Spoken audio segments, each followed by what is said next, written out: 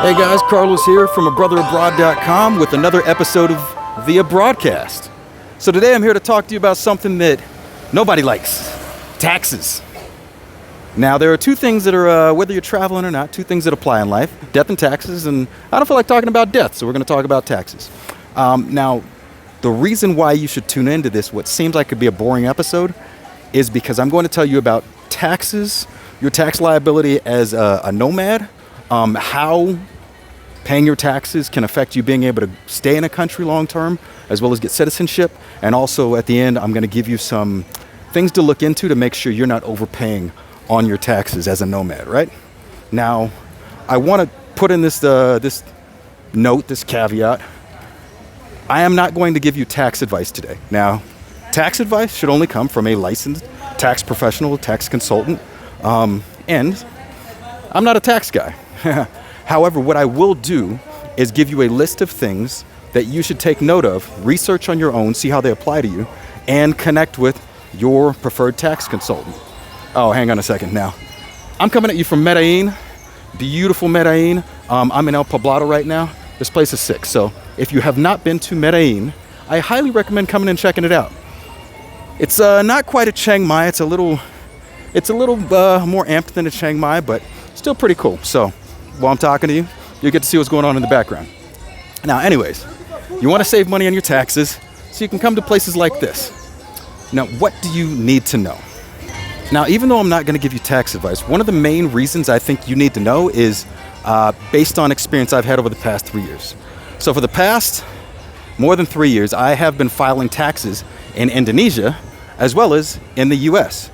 The problem is in Indonesia, my tax consultants there knew Indonesian law very well. Taxes that applied, what should be paid. However, they did not know how those laws apply to a US citizen. And a lot of places, it may seem that you owe more than you do, and unless you're aware of the things that I'm going to tell you, you can likely end up overpaying. So yeah, like I said, in this episode, I'm going to give you a list of things to note, go back, research for yourself, and then talk to a licensed tax professional. So I'm going to be honest with you. For most nomads, we pass through places so often that even if the tax law does apply to us and we're tax residents, you can make it through the country and leave without ever being caught for being liable for paying taxes. Now, that is, if you don't pay, that is tax evasion. However, whether you decide to do that or not is on you. However, there is one thing that you need to be aware of, aside from it being illegal. If you find a place that you love a lot, so for instance, me and my partner, my girl, the tiny Russian, we just left Argentina. Loved Argentina. Definitely want to go back, and we're interested in getting permanent residency and citizenship. Now, for the application process, one of the things they check is whether you've paid your taxes. Now, if you are in another country, you are there and you're not working in that country, you got to survive somehow, and very few of us have a trust fund. So if they don't see proof that you've paid your taxes, then you might not be eligible for a long-term visa, a permanent residency, or a citizenship. So that is the main reason to pay your taxes. Now let's get to the things you need to know. Most people think that because you are traveling and you are not in your home country, you either don't have to pay taxes or you only have to pay taxes in your home country. This is very far from the truth. The first thing I want you to take note of is, we won't call it a rule. We'll call it the 180-day common thing that applies. So what this means is, for most countries, you qualify as a tax resident after you have been in that country 180 or 183 days or more. Aside from that, if you get a visa that lasts for longer than 180 days, you are likely a tax resident. So what does that mean? It means that the tax laws apply to you. So I'll give you an example of that. I became an immigrant on Bali around 2019. At the 183rd day of me being in that country within a year, I was a tax resident. Thus, I had to file taxes. Now, that doesn't, the 188-day rule doesn't apply to all countries. For instance, for Argentina, you don't have to pay if you haven't been in that country more than 330 days in a single year. But yeah, so varies country to country. So if you're going to be in a country longer than 6 months, check and see what their tax residency rules are. And you can find that out by just Googling country tax laws. PwC always has a really good sheet and tells the tax rates, who qualifies, etc. But talk to your tax consultant. So the other case that applies is if you are what is a resident, whether you're a temporary resident or a permanent resident. So most of the time, when people travel to a country the first time, they're getting a visa. It's either a visa or a visa exemption. I'll do a video on this afterwards. Oh, okay, so you saw where I was at before now, right? Now, I'm crossing a beautiful little river, and I'm practically walking into a jungle. This is partly why I love Medellin. So damn green. Love this place. Hopefully you can hear me. Okay. Most people, when they go to a country for the first time, they go on a visa, which is lasts between somewhere like 30 days to 90 days, or an exemption. So they don't even have a visa. They're just allowed to stay there for a certain amount of time. They are not tax residents. But when someone applies for a residency permit, temporary or permanent, for instance, in Indonesia, I'm going to keep using that as the example. On Bali, the Kitas and the Kitap, the temporary residency permit and the permanent residency permit, as well as the independent means visas in Portugal and Spain. Portugal is the D7 visa. When you get those, you are automatically a tax resident, and you are liable to file for your taxes. The tax laws don't apply to you the same way they do the locals in most cases, but you will need to start filing taxes. So, 180 days or applying for a residency permit. Make sure that you check the tax laws before, because that's where this next thing comes in. This is a rule in certain countries. So when I first started traveling, I thought, okay, I pay my taxes in the US, I'm a US citizen, so I'm covered, right? And any money I make outside of the US, I don't have to pay any taxes on it. Oh, look at, I'm at another river. I don't know if you can hear me or not, so I'm just gonna show you this beautiful river. God, this place is great. Okay.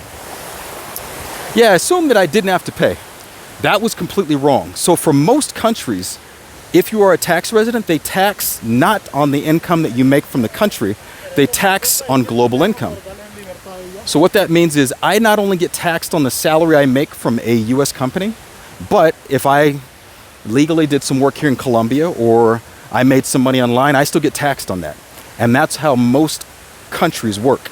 The only ones that I know of that don't at the time that I'm recording this, but go check before you accept this as fact, are Panama and Malaysia. And there are some other countries that, based on the visa you have, they won't tax globally. So the problem with this is the potential for double taxation. So now let's back up. Let's say that you are a U.S. citizen like I am, and you have been in Indonesia for more than 180 days. Or 183 days. I am a tax resident of both the U.S. and Indonesia, meaning I have to file taxes in both, meaning I have to pay taxes due in both countries. So, global taxation on global income, check that a country does or doesn't do that, and that comes to our last thing that you need to research, tax treaties. So, for major countries, now I'm not saying some countries aren't major, but for most countries, I'm by the river, so hopefully you guys can still hear me. For most countries, they understand that their citizens are probably going to travel for extended periods and be tax residents of other places. So they create what is a tax treaty. It is a treaty between the tax organizations from two different countries to make sure that the citizens of each aren't double taxed in the places and the areas that matter. So if you have employment income, for places that have tax treaties, it's usually only taxed in one area, in one country, to make sure that you're not double taxed. Or what will happen is, this is how it usually manifests, tax credits. So in the case of a US citizen in Indonesia, if you pay your taxes in the US, because you have to file in the US too, and pay taxes, you will get a credit for those taxes in Indonesia. So it cancels out the certain things that you can't be double taxed for. However, if you read the tax treaty for Indonesia and the US, you'll see that certain things like real estate income are taxed in both places. So if you own a house in the US or you own a house in Indonesia, you can be taxed in both places. If you own a house in, if you have a long-term lease in a house in Indonesia and you're subleasing it, then you will have to pay taxes in Indonesia and you'll have to pay passive income taxes in the US as well.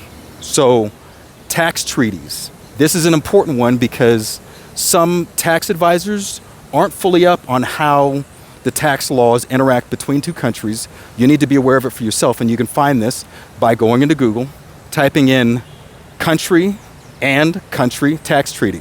So in this case, US and Indonesia tax treaty. And you will get a huge PDF document that you need to look over and see if you can avoid getting double taxed.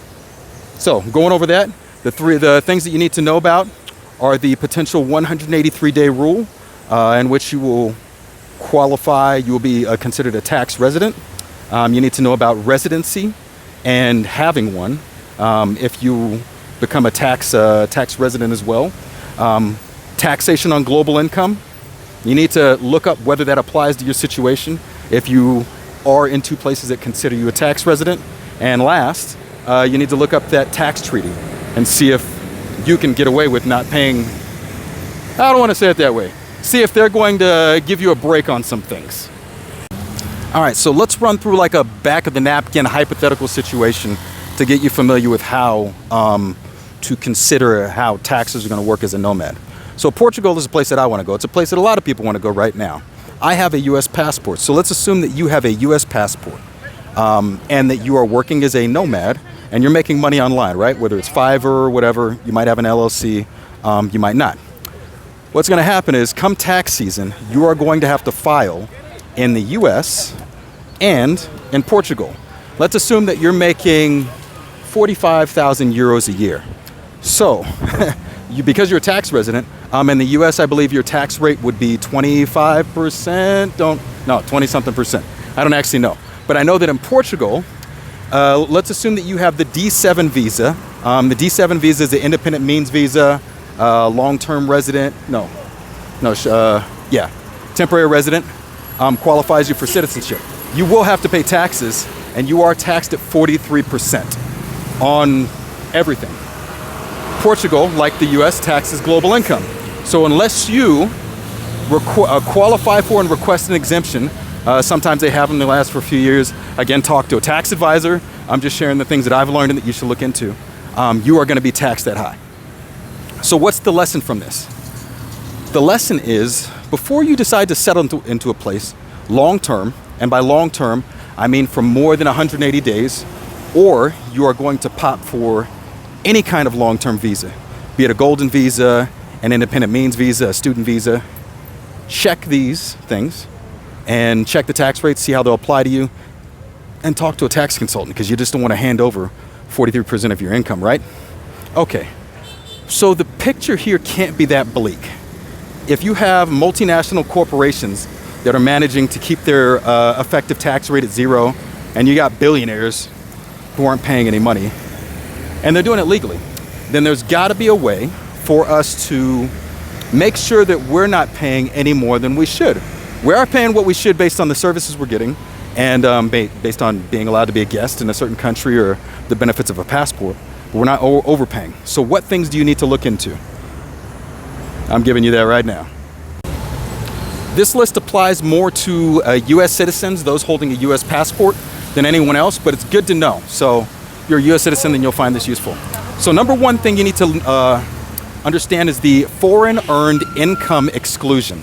It's a tax exclusion for, oh wow, it got really dark. Foreign earned income exclusion. So for US citizens that are abroad, any earned income, as in salary or self-employment income, done the right way, qualifies for an exemption up to, I believe it's $110,000, as long as you are outside of the US for 330 days minimum per year. That's the first way to qualify. Or you pass the bona fides residence test, as in you have a home in a place, you've lived in that home for a full year, and you can prove it. Again, talk to your accountant, talk to your tax consultant.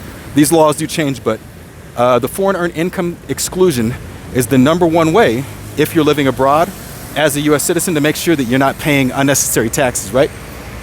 The second thing that you need to be aware of when you are nomading, especially if you've been on the road for a few years, if you're a little saltier, like I am, look at that hair, is real estate. So real estate is a great way to reduce your tax liability in the U.S.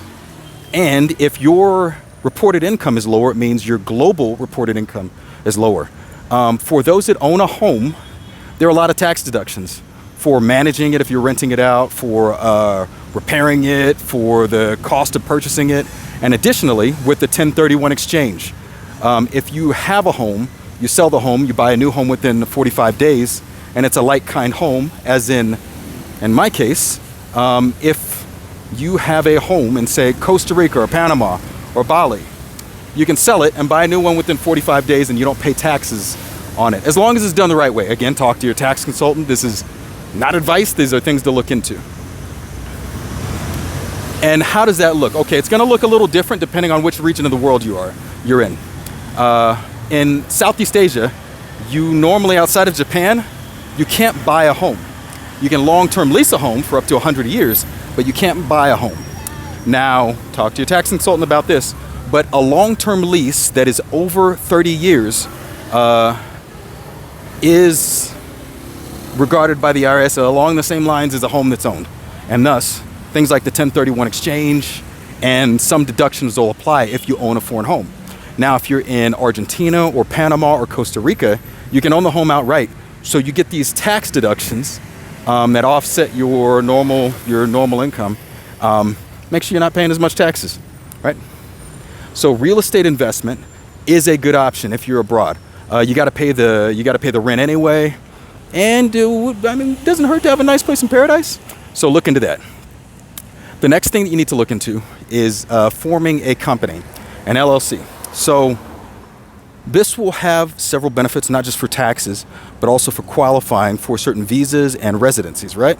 Having an LLC or a company in general is taxed differently in different places, as opposed to being just a freelancer.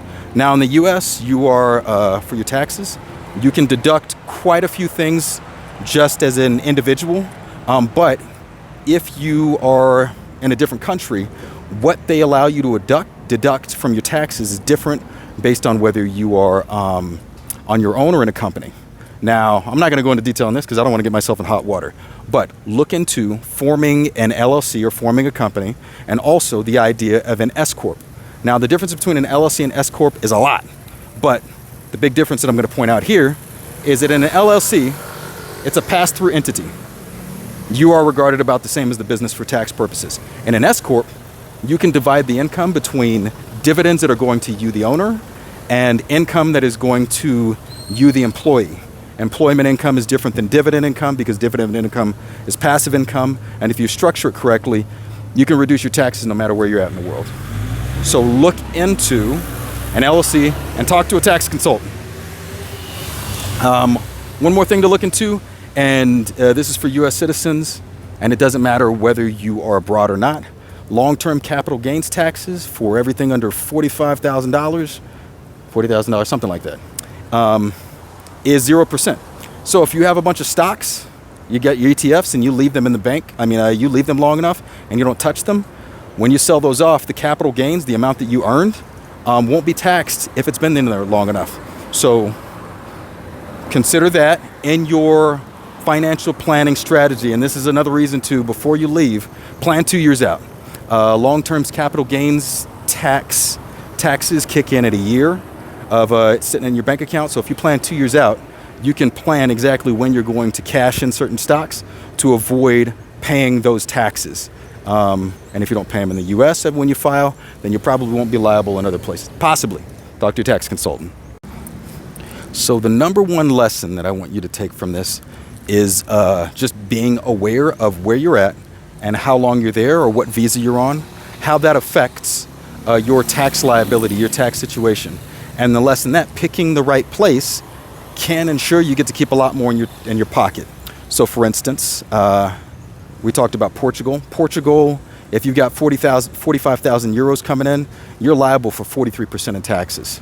On the other hand, for Argentina, if you're there less than 330 days, you don't have to pay taxes on anything that comes from outside of the country. For Paraguay, if you've got tax residency in Paraguay, it is far, far lower than in Argentina or the US. Or in Portugal or the US. So when you decide that you want to stay in a place long term, researching if that fits your tax situation, or maybe you want to skip that residency and just stay there 179 days a year and go to a place that lets you keep 40% of the money you're making. That's about it right now. A little overview of the things that you need to research. So do me a favor, if you've got questions that came up during this, or if I said something wrong, mention it in the comments, please. I'll come back and answer any questions I can within, answer all the questions within 24 hours. And also we can get a discussion going. If you have more questions that get deeper into other tax issues as a nomad or a traveler, drop them in.